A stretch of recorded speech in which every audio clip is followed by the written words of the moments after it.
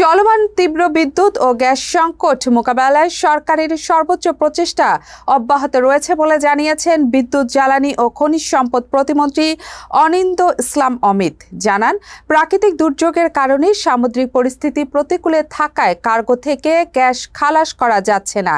প্রকৃতি স্বাভাবিক না হওয়া পর্যন্ত স্বাভাবিক সরবরাহে ফেরা সম্ভব নয় উল্লেখ করে প্রতিমন্ত্রী জানান, পরিস্থিতি সামাল দিতে সরকারের নেওয়া বিশেষ কৌশলের সুফল হিসেবে বুধবার সন্ধ্যা থেকেই বিদ্যুৎ পরিস্থিতির কিছুটা হলেও উন্নতি হতে পারে।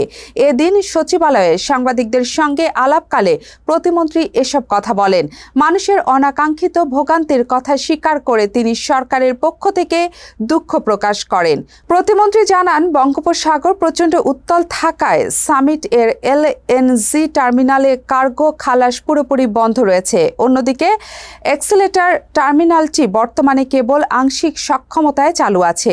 এটিকে পুরোপুরি কার্যকর করতে হলে আবারও অন্তত 72 ঘন্টার জন্য টার্মিনাল বন্ধ রাখতে হবে, যা এই মুহূর্তে বড় এক চ্যালেঞ্জ। ATV USA, বিশ্বজুড়ে বাঙালিয়ানা।